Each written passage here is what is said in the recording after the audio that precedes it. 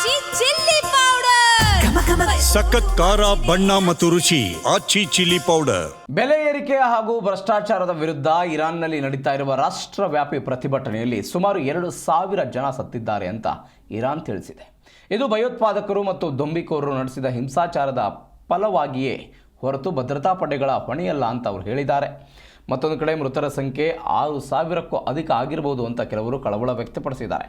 ಮತ್ತೊಂದು ಕಡೆ ಇರಾನ್ನಲ್ಲಿ ಭುಗಿಲೆದ್ದಿರುವ ಸರ್ಕಾರ ವಿರೋಧಿ ಪ್ರತಿಭಟನೆಯನ್ನು ದಮನಿಸ್ತಾ ಇರುವ ಅಯತುಲ್ಲಾ ಅಲಿ ಖಮೇನಿ ಆಡಳಿತ 26ರ ಹರೆಯದ ಚಳವಳಿಕಾರನೊಬ್ಬನನ್ನು ಗಲ್ಲಿಗೇರಿಸೋದಕ್ಕೆ ಸಜ್ಜಾಗಿದೆ. ಇದು ಖಮೇನಿ ವಿರೋಧಿ ಪ್ರತಿಭಟನೆ ಬಗ್ಗು ಬಡಿಯುವ ನಿಟ್ಟಿನಲ್ಲಿ ಅನುಷ್ಠಾನಕ್ಕೆ ಬರಲಿರುವ ಮೊದಲ ಗಲ್ಲು ಶಿಕ್ಷೆ ಆಗಲಿದೆ. ದೇಶಾದ್ಯಂತ ಸಾವಿರಾರು ಜನರನ್ನು ಬಂಧಿಸಲಾಗಿದೆ. ಹೋರಾಟಗಾರರನ್ನು ದೇವರ ಶತ್ರು ಅಂತ ಪರಿಗಣಿಸಿ ಗಲ್ಲಿಗೆ ಏರಿಸಲಾಗುವುದು ಅಂತ ಸರ್ಕಾರ ಬೆದರಿಕೆ ಹಾಕಿತ್ತು. ಇನ್ನು ರಾಜಧಾನಿ ಟೆಹರಾನ್ ಸಮೀಪ ಕರಾಜ್ನಲ್ಲಿ ಕಳೆದ ವಾರ ನಡೆದ ಪ್ರತಿಭಟನೆ ವೇಳೆ ಬಂಧಿಸಲಾದ ಇರ್ಫಾನ್ ಸುಲ್ತಾನಿಯನ್ನು ಬುಧವಾರ ಗಲ್ಲಿಗೇರಿಸೋದಕ್ಕೆ ಸರ್ಕಾರ ನಿರ್ಧಾರ ಮಾಡಿದೆ. ಯಾವುದೇ ಸೂಕ್ತ ವಿಚಾರಣೆ ಇಲ್ಲದೆ 26 ವರ್ಷದ ತರುಣನನ್ನು ಸಾಯಿಸುವುದಕ್ಕೆ ಸರ್ಕಾರ ಮುಂದಾಗಿದೆ ಅಂತ ಮಾನವ ಹಕ್ಕುಗಳ ಸಂಘಟನೆಗಳು ಆರೋಪ ಮಾಡಿವೆ. ಇರ್ಫಾನ್ಗೆ ಗಲ್ಲು ಶಿಕ್ಷೆ ವಿಧಿಸಲಾಗಿದೆ ಮತ್ತು ಅದನ್ನು ಜನವರಿ 14ರಂದು ಜಾರಿಗೊಳಿಸುವುದಾಗಿ ಆತನ ಕುಟುಂಬಕ್ಕೆ ತಿಳಿಸಲಾಗಿದೆ.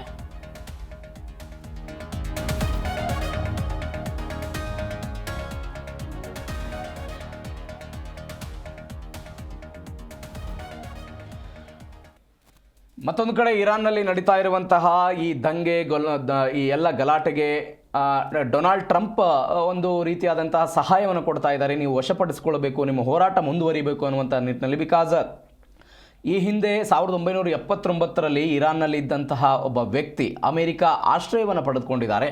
ಅಮೆರಿಕದ ಆಶ್ರಯದಲ್ಲಿರುವಂಥ ಆ ವ್ಯಕ್ತಿ ಇರಾನ್ನ ಈ ಪ್ರತಿಭಟನಾಕಾರರಿಗೆ ನೀವು ಅಂದರೆ ಇರಾನ್ನಲ್ಲಿ 31 ಪ್ರಾಂತ್ಯಗಳಿವೆ, 31 ರಾಜ್ಯಗಳಿವೆ, 31 ಪ್ರಾಂತ್ಯಗಳನ್ನು ನಿಮ್ಮ ವಶಕ್ಕೆ ತೆಗೆದುಕೊಳ್ಳಬೇಕು, ಖಮೇನಿಯನ್ನು ಕೆಳಗಿಳಿಸಬೇಕು ಅನ್ನುವಂಥ ನಿಟ್ಟಿನಲ್ಲಿ ಅವರೆಲ್ಲ ಹೇಳ್ತಾ ಇದ್ದಾರೆ. ಇದೀಗ ಆ ವ್ಯಕ್ತಿಗೆ ಡೊನಾಲ್ಡ್ ಟ್ರಂಪ್ ಸಹಾಯ ಮಾಡುವುದಾಗಿ ಈ ಹಿಂದೆಯೂ ಘೋಷಣೆ ಮಾಡಿದ್ರು. ಒನ್ಸ್ ಅಗೇನ್ ಅದನ್ನು ಮುಂದುವರಿಸ್ತಾ ಇದ್ದಾರೆ.